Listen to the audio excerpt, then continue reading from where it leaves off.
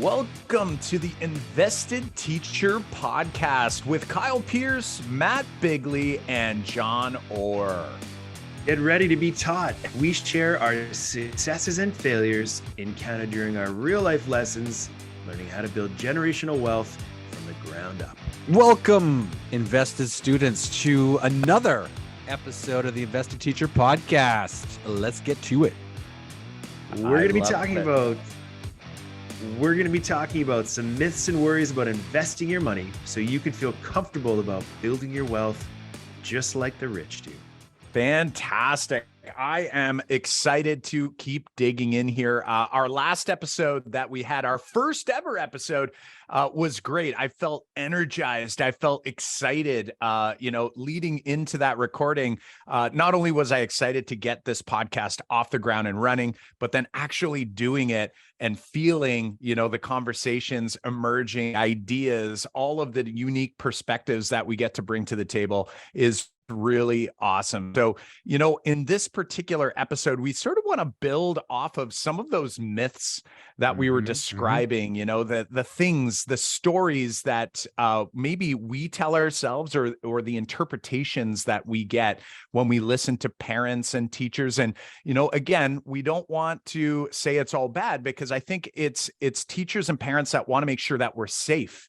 And actually, the three of us, it kind of worked out. Like we put ourselves in a position that is safe.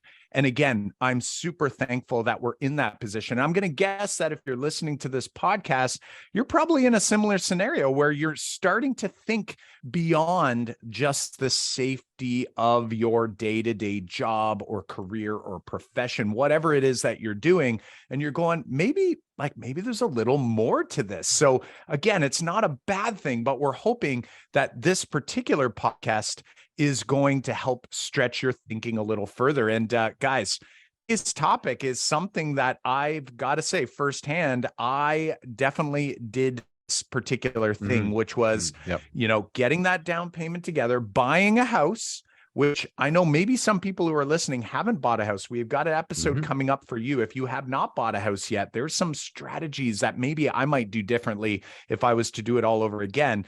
But for those who have purchased a house, this idea that you want to put as much money towards paying on your mortgage each and every month, or maybe week or bi-weekly, whatever your payments are, so that you can pay off your mortgage as fast as possible. Like, that is a super safe thing to do. You're not a bad person doing it, but we've got some thoughts on how maybe we might want to shift our thinking, right, guys? Yeah, and I think that makes sense. Like, I think we're gonna share some ideas for sure, but we're not saying it's a bad idea at all. Like, Kyle, I know for me that was what was taught by my parents and what we do in school. It's like, hey, let's do the compound interest here to show you that how fast, if you pay this much off now, how fast you can pay this loan off over time. And if we change it, then if I pay a little bit more, how fast can I pay it off? And how much interest did I save? Like, that was the math we did in school, right? To show kids,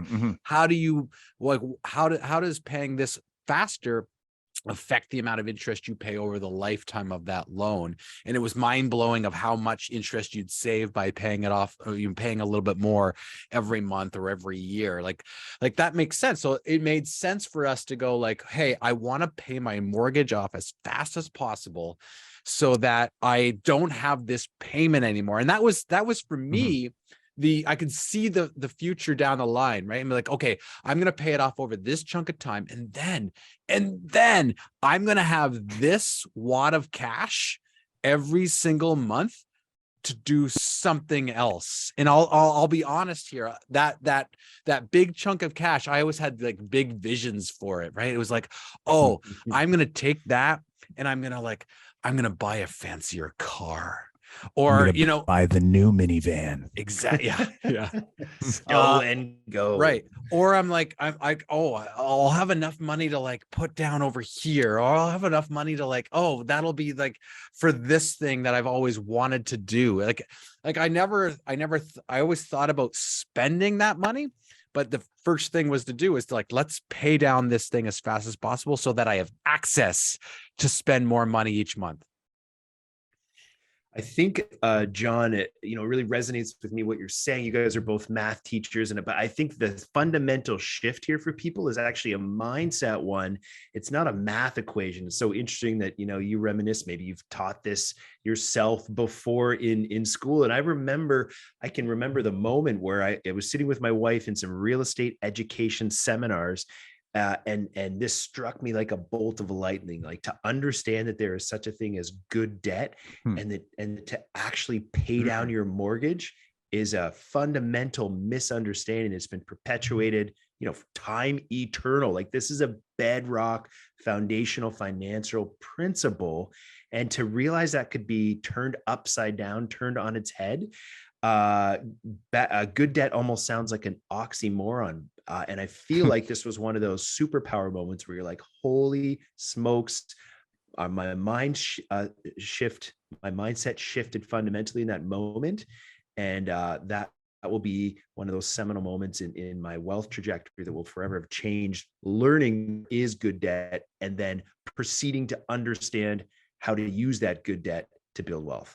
I love it. I love it. I want to go all the way back to John. You had mentioned this idea of like, I've got this vision in the way you were looking. People who are watching on YouTube right now, I was like, John, you were looking into the future and you were envisioning what you were going to do with all this extra money that you didn't pay on interest. But like, when was that going to happen?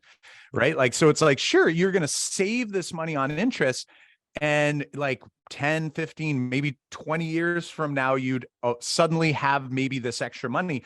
But then, and I would almost say like, that's a great move if there's nothing else that you could use that money for. And that's what we're going to kind of get into. And this is the part that Bigley's talking about. Matt, you're saying like the good debt, bad debt thing is such a mindset shift. And if you don't the thing we don't want you to do is to stop paying. Like you might be listening going like, whoa, and you're logging into your online banking and you're like, stop paying the extra money. But then if you're just going to let that extra money go into your bank account and spend it, that's not what I was imagining either. Right? Yeah, exactly. You're like, whoa, that would be nice to just have the extra money to spend on stuff. It will make you feel like you had more wiggle room, right? Like I think that's like what people are like, I don't have to like set aside that much money anymore if I have paid off my mortgage. It's just like, it gives me a lot more wiggle room. But what you're going to do when that wiggle room comes, you're just going to spend more, right? You're just going to be like, my lifestyle creep will come up, and all of a sudden I'll have used up that amount, and it's now gone because now I have my expenses are higher.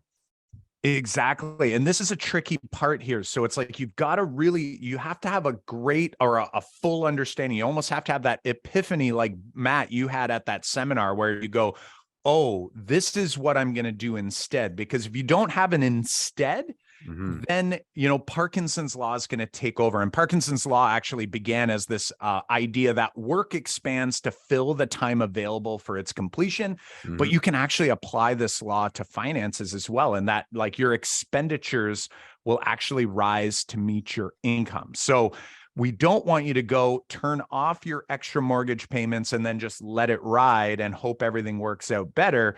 You need to have a plan for that money. And before we decide dig into that plan of like where this money could go or what you might do with it, let's talk about what happens when you do pay off your mortgage or continue to pay your mortgage off. And this is happening whether you're paying extra or paying the minimum for your mortgage.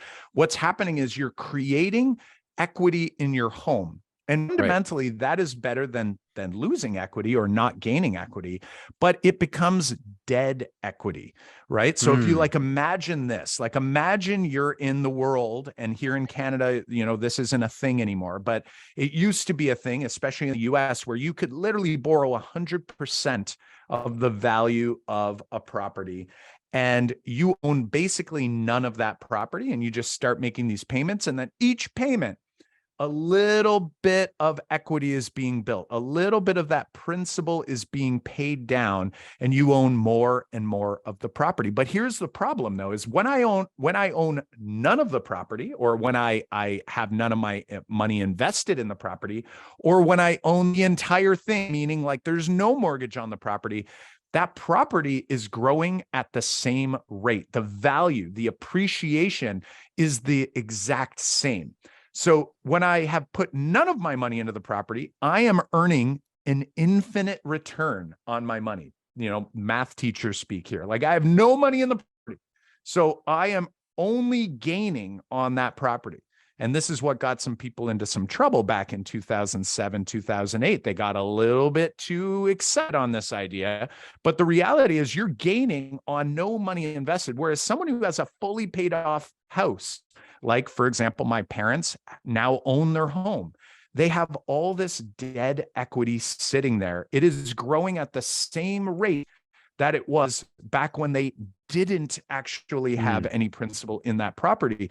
And fundamentally, that is like, it's an opportunity cost that you have as a investor, where this money is sitting there. You feel good because you don't owe any money on your property, but ultimately it's like, that is money that could potentially be put somewhere else, or even if it's a portion. We're not suggesting you necessarily like go and mortgage the whole farm, but imagine a world where you can unlock some of that equity and bring it over to a place where it could actually grow into more money and more assets, so that your wealth is truly growing. I think that's, for me, Kyle, that idea right there was so foreign to me that I had that opportunity. Like for you to say, just a few years, even just a few years ago, for me, like I'm a relatively new investor, or new person who's changed their mindset around, their financial future. And I think for you to say that I had actual equity, like I never thought about it as like access to capital that I could take and put somewhere else. I would just thought that was in my home. I'll have that someday when I sell my house. I never thought I could have access to a portion or a part of that equity now to take and do something else with that could generate, say, more wealth for me. Like that idea was foreign. I think could be foreign to a lot of listeners right now, that right now, the equity you've built up in your home, the part that you actually own, you could access that to buy something or invest something that actually brings more money into your compound interest machine, which is your financial future. And I think, John, it's that concept of leverage that makes real estate so wonderful, that you don't have to have 100% of the cost of a property to be able to purchase it. It allows you to, put down 20%, 30%. And so I think that leverage principle, that leverage concept is huge in real estate, and certainly something that we've been able to build a huge portfolio as a result of. But I think I want to go back to what Kyle talked about with his parents. And it really, part of this mindset shift is understanding one's own need for safety. And John, in episode 1, you talked a lot about the need for safety and security. I talked a lot about becoming a teacher because in part it was safe and secure. And so I think for so many people, the beginning of this comes from building that mindset shift and maybe doing some reading and some learning around that, so that you can then maybe assess your risk tolerance and then get a degree of comfort around doing something that might have been, as you just talked about, you might have perceived that as risky at a time, and now you see it as an opportunity. So I think understanding where you are now on that sort of risk versus safety continuum, and then actually being able to invest in your own education to help shift your mindset to a place where you're okay with taking on perhaps more risk. And I think I'm going to say, for most of us in these professions, we're pretty risk averse. We're pretty conservative, maybe fiscally and otherwise. But as we've said, this equity can become your primary wealth building tool if you're willing to shift from that mindset and be able to take on some more risk. Yeah. And I really like how you've like defined this need for safety. And I think some people might get a little nervous. Like, I'm imagining every dollar that I put into my home, whether it's through the minimum payments on my mortgage, like the actual payments, or whatever the bank had set up for me over 25, 30 years, or whatever, timeline you have. Every time I put that dollar in, it was almost like, John, you painted this picture as like that dollar will never come back to me Right. until I sell that property, as if like, and here's the thing, it's almost like in your mind, you've already made a commitment to yourself that some time I'm going to have to sell in order to get it back.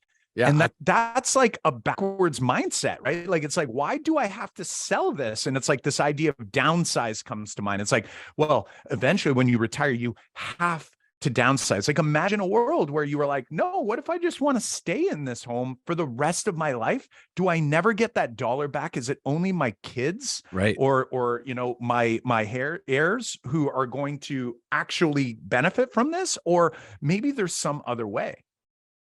Yeah, like that's, I guess that's what I was imagining, Kyle, is that my mindset was that I had to downsize. Like I wouldn't be able to pull that money from that. And I always looked at, as your house was a way for you to save for your retirement future, right? Like eventually you're going to have to sell that house to get that money back.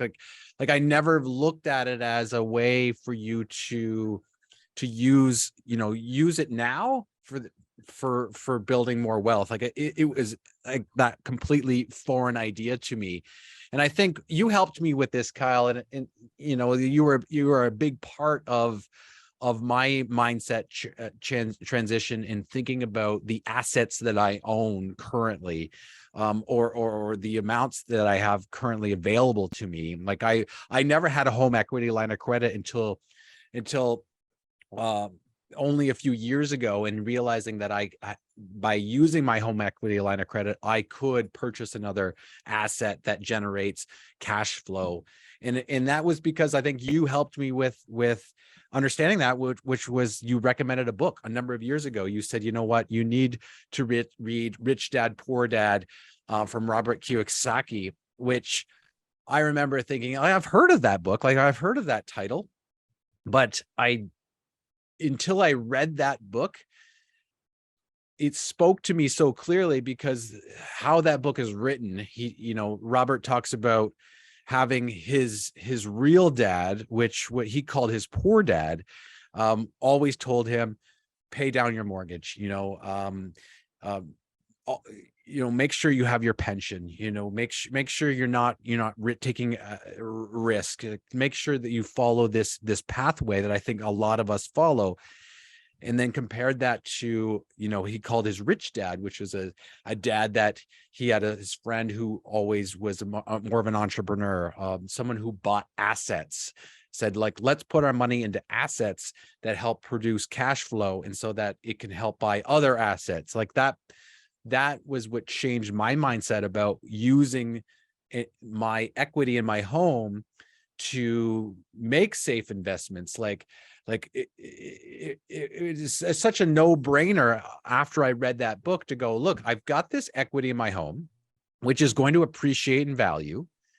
And the money, like you said, was called is like dead equity. It's just kind of sitting there. And if I could take a portion of that, like not all of it, and using your idea, Matt, like thinking about leverage, like if I could take a portion of that and use that to buy a home, buy a rental property, and really I'm buying the down payment on that rental property, right? I'm not buying the whole rental property. We're taking a mortgage out on the rest, and I'm going to use that part of my equity in my home, and it's going to buy that house over there, and the renter is going to pay the mortgage, and the renter is also going to pay all the expenses, and the renter is actually going to pay me cash flow, which then I can take that and pay the interest from my home equity line of credit. And it basically feels like free money, because all I did was take this, right? All I did was take what I've already built, and instead of waiting for 20 years to get access to that after I sell it, use it now to get more an asset over here, which pays all of it in upfront. It's like, why wouldn't I do that, right? And especially partnering with you two to help it feel way more safe. It's just, it was just like, why wouldn't I do this as much as I can? And it was because of you guys and that book that helped change my mindset to make this a reality. I love it. I love it. John, you kind of set it up perfectly, because like, I really wanted to make sure we highlighted too, because, you know, earlier in the episode, I was kind of envisioning, I was trying to pretend that I was my former self before this journey, the listener of this podcast who's going, yeah, like, so you're telling me to like do these things and then go and like take my money out of my house that I thought was going to be secured and locked there until I retired, and I had to down, like, all these mindset pieces are being affected. And I think the part that I want to be really explicit about, and you kind of help to highlight here and segue to, was this idea of like, you have to have the confidence and the understanding of this journey. Like, you can't just go like, hey, I listened to this one episode and they told me that this is what I need to do, and then go do it tomorrow. Like, that's just not a realistic, you know, expectation. It's actually a really poor choice, to be honest. Like, don't go do that. You need to build an understanding. You need to understand like what is happening here. And that will give you the confidence, because you right now, like, why I think so few people out there do this is because the ignorance, not being disrespectful, just being unaware of what it is and how to go about this. The unawareness, the lack of awareness is actually holding them back, and it also creates fear. So those two things are going to hold somebody back from being able to do something. So there is work to be done here, but you just highlighted it. It's like, if you find people that you can trust and that you can actually learn from, be, you know, essentially guided. And that's really what we're trying to do here through this podcast, being able to guide people to understand this idea and to start shifting your mindset. And I know, you know, we're all big on mindset, but Matt, you are definitely someone who digs into the mindset piece, because it is so important in anything you do in life.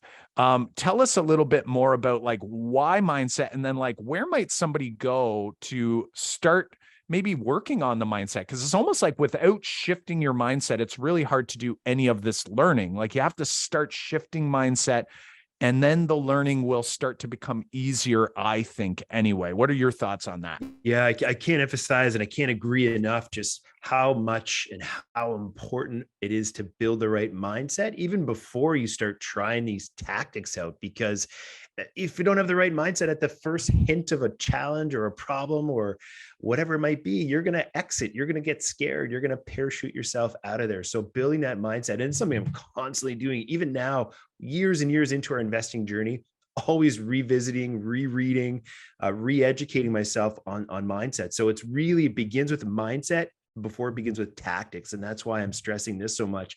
There's so many great books out there that I would definitely offer and advise to our students. Rich Dad Poor Dad is one we've talked about already.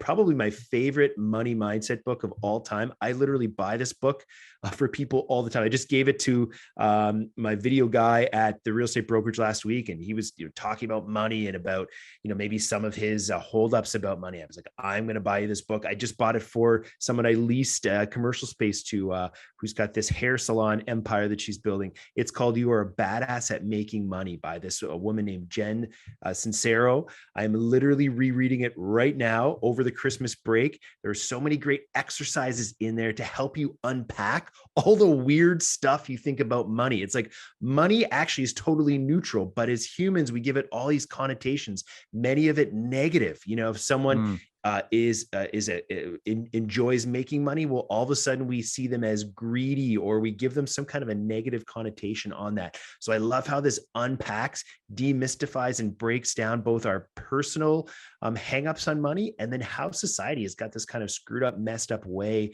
of thinking about money. And it really helps you unpack that and almost free yourself and really start to think about money in a positive way. Think and Grow Rich. This is a classic. This is the book they say that has made more millionaires than anyone else. Admittedly, some of the language in there feels a little bit out of touch or a little bit out of tune, maybe with 2022, but the fundamentals in there are terrific. But the other one I want to point out and really recommend, and Kyle, this is one I shared with you a while ago. This is called Die with Zero. And this really turned on its head this idea of living rich versus dying rich. At first, when you listen or read this book, you said, oh my gosh, this guy is crazy. But he has this amazing kind of calculus around time, health, and money and the balance around those, and really turns on its head this idea of like waiting until you are retired and older to start spending and using your money. And so I really love just that antithetical, that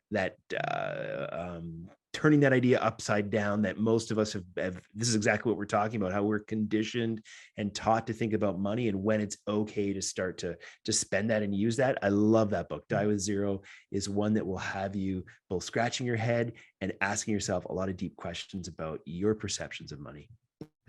Good tips here, Matt. And I think there's a couple books on that list that I haven't read yet that I've just written down to add to my list, because I know that sometimes reading the right book at the right time can change everything. Like there are books that I've read and kind of, like didn't think that it had such an impact on my learning, and then I reread at a later time. And I'm like, why didn't, like, I know I read this, but I didn't take this away this time like I did last time. So I know, like, somebody listening right now might be like, well, I read Rich Dad Poor Dad years ago, or I read maybe Die with Zero years ago. But maybe I should reread it again, because it's the right book at the right time that I think makes all of the difference here. I want to keep going here, and I want to clear up something, or start to clear up something that I think maybe we talked about earlier in the episode, which was this idea between good debt and bad debt. I'm curious, because as a new investor, maybe there are some investors like me listening who are unsure of what that actually refers to. I think we kind of hinted at some ideas of what good debt might look like. But let's jump in here. Like, I wonder if either of you guys could clear up, like, what is bad debt? And then, like I said, because I think most of us think all debt is bad. And then, so that might be easy to understand. But when we say good debt, like, are we, maybe there's people going, wait, I still think all debt is bad debt. So when is debt good? Like, debt just all of a sudden is like ingrained us, like our teacher selves, right? We used to teach at school, all debt was bad. Get rid of debt as fast as possible. Don't carry debt. It's something we don't want. But why would I want to have debt? Yeah, absolutely. Like, it's a great question. And the reality is that really, I guess I look at bad debt is anything that is connected to an expense, to something that depreciates in value over time. And the reality is like, I mean, the number one, the easiest one is like a car, right? Like a vehicle is going to depreciate in value. And when you take out that loan on a car, that car value is depreciating each year. In the first couple of years, especially, it depreciates the most. And you are paying interest to borrow money against that expense. And, it makes you start to wonder and think about, I know there's people out there that are passionate about cars, but the average person, I don't think, is actually passionate about a car. It's almost like they just are. It's somehow it's ingrained in us that having a new car is great, even a new car that isn't even that nice. Like, you see people get like sort of like a sedan, like your general average sedan. You see a bunch of them on the road, and yet we feel compelled to like buy new versions of this car. The marketing is so, intense, or whatever it is, where we get this mindset. Like, that is bad debt. Whereas good debt is when you have debt connected to something that typically, and I use the word typically because you have to be cautious, it doesn't always go up, but an asset that appreciates. And I would say, like, the asset that we feel most comfortable and confident with would be real estate, because it is scarce. Like, land is scarce. Everyone needs a place to live, and it can generate income. Whereas even though, let's say, stocks, bonds, mutual funds, those are technically assets. The reality is I think, your chances of them maybe going up or down is a little less in your control, and maybe a little more risky. I say a little more, like much more risky. So actually borrowing money in order to invest in a real estate asset, in some sort of property that is going to generate not only like the passive appreciation, like the property over time will go up. There will be blips in the market. Those in the US know 2007, 2008. If you bought here locally in Canada over this past year, probably not the best time to get in. Like, it was at all-time highs. And, we were not buying real estate. We were sort of waiting. And now that, the market is sort of cooling a little bit, we're now back on the prowl looking for more properties that we can actually invest in. So again, it's about making sure that you're comfortable and confident in the property that you're going to purchase, and also ensuring that the actual property is going to generate enough income, enough revenue, that it's going to actually cover those expenses, your borrowing costs. And ideally, in a perfect world, it's going to put some extra money in your pocket, which we're not necessarily using to go buy cars or buy other things. We usually put that to the side and sort of go, okay, this is our just in case fund, so that if something goes wrong, i.e., the other day at one of our properties where, the hot water tank basically exploded on Christmas Eve, that is not going to slow us down. It's not going to make us think, we made a mistake here.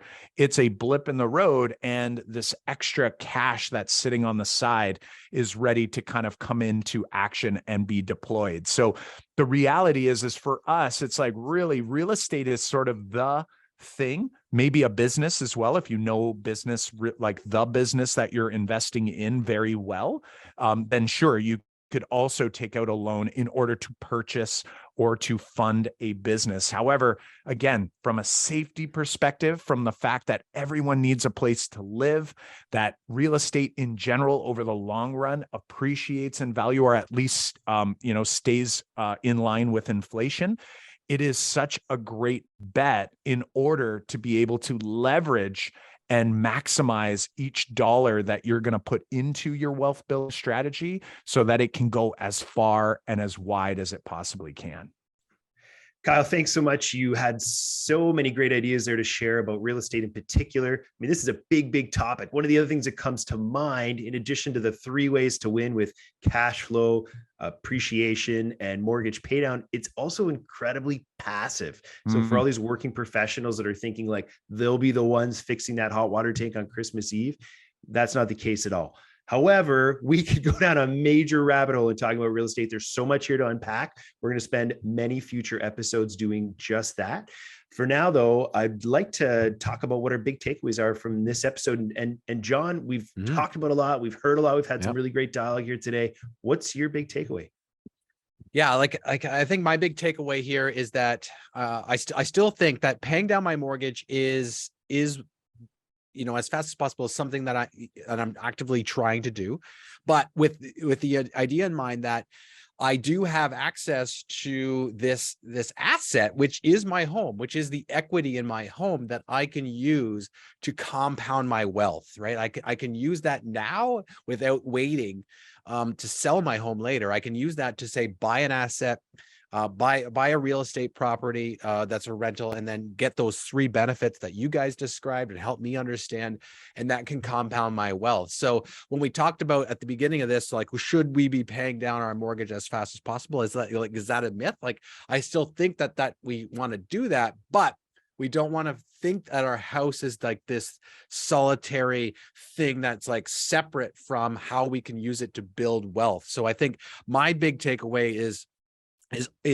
understanding that you do have, say, an asset there that you can put to use. And then the other thing you want to think about is put it to use with a partner, put it to use with support, like find people who know about how to invest that money, or how to kind of go about doing that, so that you're not doing it alone. For me, that's the part that helps transition from thinking about not investing my money to be investing my money, but in a safe way for me and my family, right? Like find the right people to do that with. So it takes a lot of the risk off. I think if you tried to be saying like, look, I'm going to apply everything I learned from Rich Dad, Poor Dad, and I'm going to use the equity in my home to buy a rental property, but then am I the one going to be fixing the hot water tank on Christmas Eve? How do I think about my money? How do I think about this rental property this way? Like find the right partners like I did, like with you guys on how to make that a reality so that I'm starting to compound my wealth, but in a very safe way. And I think that's, for me, that's always the thing that I'm wanting to do is I want to do this safely. I want to do this with less risk than I think some people think you have to do. So that's my big takeaway is that we do want to pay down that mortgage, but we can also access this asset we have. I love it. I love it. So I've still got this picture, John, of like, this thought so many people have is like, you're going to just put money into your house, pay down your house, and then you have to sell your house in order to benefit from all of the saving that you've done. Massive takeaway that I took from even just you sharing that story, because I never really viewed it that way, but it's like, wow, that's really articulated, I think, what so many people have in their minds, whether they can articulate it or not. So that is a big one. And I love this idea. We will get into it. For those who are listening, you were saying like, use your equity. Some people, we didn't get into it this episode, but we will. We're probably thinking like, how do I get access to that money? And we will talk about, options of like refinancing, home equity lines of credit are big ones. So, if you want to do some research on your own now, those would be two things that you want to read up on and how that might be helpful for you in order to take that first step. And then, John, you also mentioned this idea of like finding partners like, and trust. I'm the type of person, like I probably tacked an extra 10 years onto my journey by doing all the work myself for a long time. And still until I ran into Matt and one of our former partners, Matt, that, we put our heads together. And then it was like, whoa, once we put our heads together, we started to have way more traction than when you're on your own and you're left to your own devices. You're sort of like, both, the devil and the angel on your shoulder are sort of like fighting each other. And when you have partners, this can make things go a whole lot more smoothly and effectively. For me, my big takeaways that I hope you walk away with, this idea of, okay, maybe you heard loud and clear this idea that maybe just piling money into your mortgage may not be the best move. If you're already doing that, I would continue to do that until you're ready to do something else. So that's a big takeaway. But then the second one is if you decide now, you're like, whoa, I got to get on this bandwagon. I got to start compounding my money. My suggestion is if you're going to stop making those extra mortgage payments, the question is where are you going to put your money in the meantime? If you let it sit there in your checking account and it's just waiting there, you can't, like, you're human. You're not going to be able to, like, it's going to blur the lines of where that money is. So open up a separate account or have a spreadsheet. Like, you've got to have some strategy so that that money is going somewhere. So if you don't have that set up, then maybe keep those payments going to the mortgage for now until you get a clear game plan. And then we can start revisiting this idea of a home equity line of credit or a refinance option that might make sense so that you can leverage that money back, take that money back, and then put it into another compounding asset. Matt, what is your big takeaway you hope people take with them here today? Guys, I love both of yours. The whole idea of partnering is huge for me. I'm such a deep believer in partnerships. This partnership has made growing our wealth so much more fun. We have conversations almost every single day where we're unpacking ideas. And we're going to talk about this in future episodes, but then you become partners with different lenders and partners with different trades, and you develop your team of partners. So partners is huge. Kyle, I love that you had something very tactical and very strategic to share with people. For me, this really comes back to mindset. There are a few topics or a few things in this world that cause people as much stress and fear as money does, and the topic of money. So I think if you can start to work on shifting your mindset around money and debt and what is good debt, that is the key to unlocking everything else on this journey. I love it. I love it. These are some great, great conversations. I am looking and I'm looking at our document, guys, and I see we had so many ideas that we didn't even get to just on this topic, which makes me excited for our future episodes. Friends, what's your big takeaway? If you want to be a true invested student so that eventually one day you're feeling like you are compounding that wealth, that you are along your wealth building journey, you've got to find a way to reflect on some of this learning. Are you going to have a conversation with your partner? Are you going to maybe make a comment on this page, on our show notes page over at the investedteacher.com website? Whatever you choose to do, you need to find a way that you're going to write down some of these ideas so that they're not just passing thoughts and that they're actually actionable items that you're going to dig into and actually apply into your everyday life. Yeah, great tips there, Kyle. I think that is so important to start your journey. If you have not yet kind of started your journey, is to think about those action items and think about what you're going to do, and sharing your thoughts with a person, talking about them out loud is so important to start that. Also, if you have not yet done so, hit subscribe on this podcast so that you can get notified of future episodes. Also, hit us up on all social media. We are at Invested Teacher on YouTube, Twitter, Instagram, Facebook, all of those things. One more thing before we sign off here, folks, is if you've listened to an episode or two before, maybe you've listened to this is your second episode, we'd appreciate it if you left a rating and review on your podcast platform as well, because that will help the algorithm figure out whether it should send our podcast to another person just like you, to help them on their invested journey. So please leave a rating and review so that you can help the show get to a wider audience, and that will in turn help us all become better investors. Thank you, John. Share this podcast with your friends, with your family, anyone else you think would benefit from their learning journey with us.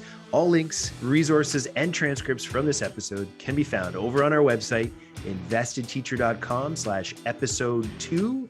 Again, that is investedteacher.com/episode 2.